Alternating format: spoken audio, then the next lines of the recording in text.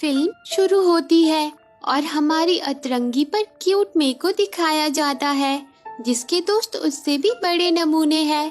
पहली है मरियम, दूसरी प्रिया और तीसरी एबी। पर हमारी में हर चीज में परफेक्ट है और इन चारों की जोड़ी कमाल की है। और ये है डेविन जिसे मे की तीनों दोस्त बहुत पसंद करती है, पर मे को ये अच्छा नहीं लगता। हमारी मे तो सिर्फ 4 टाउन बॉयज पर ही मरती है। ये चारों ही उनकी बहुत बड़ी फैन है। 4 टाउन बॉयज एक म्यूजिकल बैंड है, पर हमारी में बाहर चाहे जितनी भी मस्ती और शैतानियां कर ले, पर घर पर आकर वो एकदम अच्छी बच्ची बन जाती है। मे अपनी मॉम की सारी बातें मानती है और हर काम में उनकी मदद करती है। और वो अपने प्राचीन मंदिर के बारे में टूरिस्टों को भी बताते हैं, जहाँ वो अपने पूर्वजों को पूजते हैं, जिसमें सनी उनकी सबसे विद्वान पूर्वज है। और वो रेड पांडा को भी पूजते हैं। और कुछ इस तरह की जिंदगी है हमारी प्यारी मे की। पर आज बेचारी मे के सपनों पर पानी फिर जाता है जब उसे ये पता चलता है कि उसकी मॉम को 4 टाउन बॉयज बिल्कुल भी पसंद नहीं है, यहाँ तक कि वो उसकी दोस्तों को भी पसंद नहीं करती। पर मे फिर भी सब कुछ भूल भाल के अपने होमवर्क में लग जाती है और तभी वो एक पेंटिंग बनाती है और वो लड़का बिल्कुल डेविन जैसा दिख रहा होता है।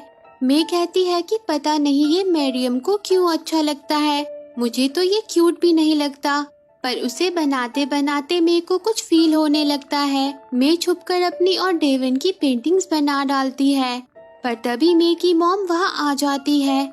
मे मॉम से अपनी डायरी छुपाने की कोशिश करती है, पर वो उन पेंटिंग्स को देख लेती है और फिर क्या था, वो मे को लेकर डेविन की शॉप पर पहुँच जाती है, जहाँ मे का क्लासरूम डायलर भी होता है।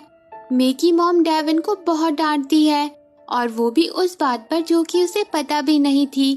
बेचारी मे तो शर्म से लाल हो जाती है, पर वो अपनी मॉम को कुछ नहीं कह पाती। फिर घर आकर मे बहुत परेशान हो जाती है।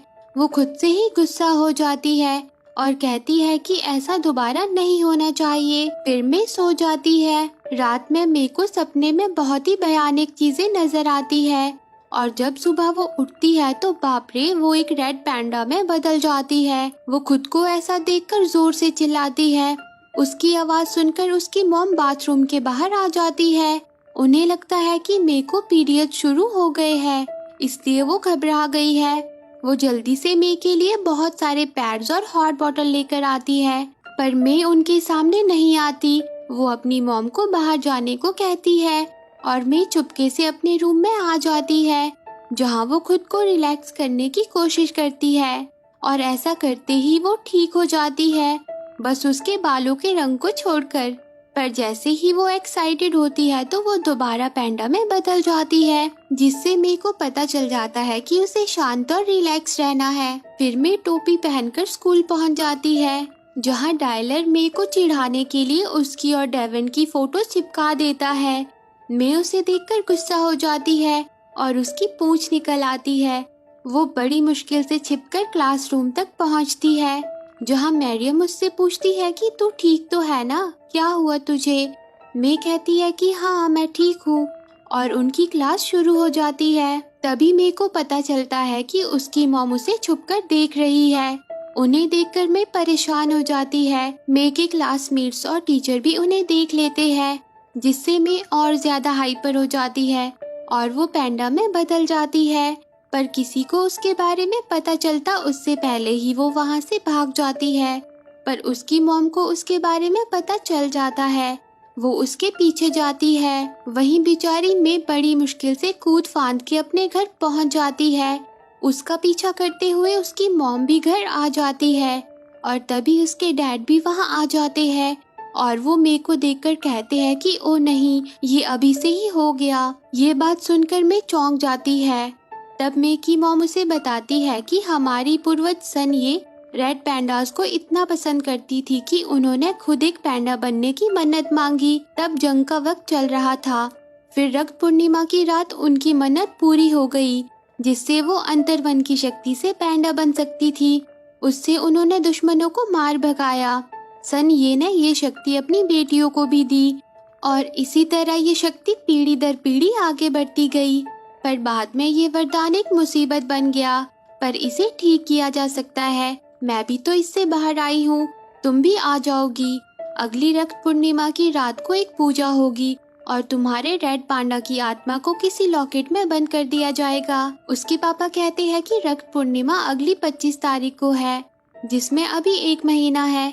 तब उसकी माँ कहती है कि तुम्हें सब्र रखना होगा, में सब ठीक हो जाएगा। फिर अगले दिन बेचारी में अपने पैंडा को कंट्रोल करने की बहुत कोशिश करती है, पर वो बार बार बाहर आ जाता है। और तभी उसके कमरे की खिड़की पर उसकी तीनों दोस्त आ जाती है। वो उसे बताती है कि 4 टाउन बॉयज उनके शहर आ रहे हैं।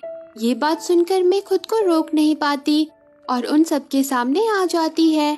वो उनसे कहती है कि मैं हूँ, तुम बस शांत रहो। वो तीनों उसे देखकर हैरान हो जाती है। एबी तो उससे लिपट जाती है। वो कहती है कि यार तुम तो बहुत सॉफ्ट हो। फिर मैरियम उससे पूछती है कि ये कैसे हुआ। तब मैं उन्हें बताती है कि ये खानदानी प्रॉब्लम है, पर मैं ठीक हो जाऊंगी शायद। और वो रोने लग जाती है। वो उनसे पूछती है कि 4 टाउन बॉयज कब आ रहे हैं। एबी कहती है कि 18th को। ये सुनकर तो मैं और भी निराश हो जाती है। वो कहती है कि तब तक तो ये बिल्कुल भी ठीक नहीं हो सकता। उसे उदास होता देखकर उसकी तीनों दोस्त उसका मूड ठीक करने की कोशिश करती है और वो उसके गले लग जाती है और उनके गले लगते ही मैं ठीक हो जाती है, जिससे उसे पता चलता है कि उसके दोस्तों के होने से पैंडा कंट्रोल में रहता है। मरियम कहती है कि हम आज 4 टाउन्स के शो में जाने के लिए घर वालों से परमिशन लेंगे, तू भी अपनी मॉम से परमिशन ले लेना। फिर वो वहाँ से चली जाती है और प्यारी में अपने मॉम डैड के सामने अपने पैंडा को कंट्रोल में रखने का टेस्ट देती है, जिसे वो अपने दोस्तों की यादों से पास कर देती है। उसे ऐसा देखकर उसकी मॉम भी हैरान हो जाती है कि इतनी छोटी बच्ची एक पैंडा को कैसे कंट्रोल कर पा रही है। पर बेचारी मे की इतनी मेहनत के बावजूद भी उसकी मॉम उसे 4 टाउन बॉयज के शो में जाने की परमिशन नहीं देती। फिर मैं अगले दिन अपनी फ्रेंड्स को ये सारी बातें बताती है। वो भी कहती है कि हमें भी परमिशन नहीं मिली। वो चारों बहुत गुस्सा हो जाती है। फिर मैं कहती है कि जो भी हो जाए हम शो में जरूर जाएंगे, बस किसी तरह टिकट्स के पैसों का जुगाड़ करना होगा। तभी एबी कहती है कि यार मैं एक बार मेरे लिए क्यूट पैंडा बन जा, और मैं पैंडा में बदल जाती है। पर तभी उसे कुछ और लड़कियां देख लेती है। वो कहती है कि तुम तो बहुत क्यूट हो, हमें भी खुद को छूने दो, हम तुम्हें इसके बदले में पैसे देंगे। ये देखकर उन चारों के दिमाग में एक आइडिया आता है। वो स्कूल के बच्चों से पैंडा के साथ फोटो खिंचवाने के बदले में पैसे लेते हैं और बच्चे भी खुशी खुशी उन्हें पैसे देने को तैयार हो जाते हैं। और इस तरह वो चारों खूब सारे पैसे इकट्ठे कर लेते हैं। पर अभी भी 3 ही टिकट्स के पैसों का जुगाड़ हो पाता है। चौथी टिकट के लिए $100 कम पड़ रहे होते हैं। तभी डायलर मे के पास आता है। वो मे से कहता है कि मुझे मेरे बर्थडे के लिए पैंडा चाहिए, उससे सारे बच्चे मेरी पार्टी में आएंगे। तो मे कहती है कि इसके लिए $200 लगेंगे। डायलर उसकी बात मान जाता है। मे ये बात अपनी फ्रेंड्स को बताती है और वो चारों अब डायलर की पार्टी में मिलने की बात करते हैं। अब मे घर से डायलर की पार्टी के लिए निकलने लगती है, पर तभी उसकी आंटीज और नानी वहाँ आ जाती है। वो सब मे को घेर लेती है, पर मे किसी तरह उनसे पीछा छुड़ा लेती है और वो डायलर की पार्टी में पहुँच जाती है और पूरी पार्टी में धूम मचा देती है। सब खूब मजे करते हैं, पर दूसरी तरफ उसकी मॉम को पता चल जाता है कि वो घर पर नहीं है और वो डायलर की पार्टी में गई है। और वहाँ मे और उसकी फ्रेंड्स बहुत खुश होती है कि अब हम 4 टाउन्स के शो में जा पाएंगे। पर तभी उन्हें पता चलता है कि वो 18 को नहीं बल्कि 25 को है। इससे मैं गुस्सा हो जाती है क्योंकि उसकी पैंडा पूजा भी उसी दिन है। वो अपना सारा गुस्सा डायलर पर उतार देती है, पर तभी उसकी मॉम वहाँ आ जाती है। उसकी मॉम को डायलर के मॉम डैड के सामने शर्मिंदा होना पड़ता है। मे की मॉम मे की फ्रेंड्स को बहुत डांटती है। वो कहती है कि मेरी मे अच्छी बच्ची है, तुमने इसका फायदा उठाया है। मे भी अपनी मॉम के सामने कुछ नहीं कहती और चुपचाप वहाँ से चली जाती है। अब वो दिन आ जाता है जिसका सबको बेसब्री से इंतजार था। मे की तीनों दोस्त 4 टाउन बॉयज के शो में पहुँच जाती है और बेचारी में घर पर अपनी पूजा की तैयारी में लगी होती है। और फिर वो पूजा के लिए बाहर आ जाती है। उसके नाना कहते हैं कि जब तक ये रक्त चंद्र आकाश में रहेगा उस दिव्य लोक का द्वार खुला रहेगा और ये घेरा ही वो द्वार है। वो सब मंत्र पढ़ना शुरू कर देते हैं जिससे मैं एक दूसरी दुनिया में पहुंच जाती है। वहाँ उसे सनी दिखती है। वो उसे जादुई आईना दिखाती है जिसे पार कर कर मैं अपने पैंडा से छुटकारा पा लेगी। मैं उसे पार करने लगती है पर तभी उसे वो सारे खुशी के पल याद आते हैं जो उसने पैंडा के साथ बिताए थे और वो पैंडा से वापस मिल जाती है। उसे पाकर वो बहुत खुश हो जाती है। वो सबसे कहती है कि मैं इसे रख रही हूँ और वो वहाँ से चली जाती है। मे के जाने से उसकी नानी उसकी मॉम को डांटती है और मे के ऐसे बिहेवियर की वजह से मे की मॉम गुस्सा हो जाती है और उसका लॉकेट टूट जाता है और वो पैंडा में बदल जाती है। वहीं मे अब शो में पहुँच जाती है जहाँ उसकी फ्रेंड्स उससे नाराज होती है पर मे उनसे माफी मांगती है और वो उसे माफ कर देती है और उसके बाद वो शो में पूरे मजे लेते हैं। पर तभी मे की मॉम वहाँ आ जाती है और वो भी अपने खूंखार अवतार में। मे के डैड उससे कहते हैं कि वो पूजा करनी होगी, हमें तुम्हारी मॉम को बचाना होगा।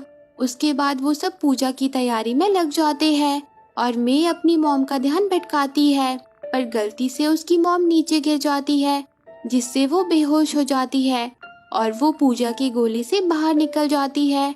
उन्हें गोले के अंदर लाने के लिए मे की नानी और आंटीज भी पैंडा बन जाती है और सब मंत्र पढ़ना शुरू कर देते हैं।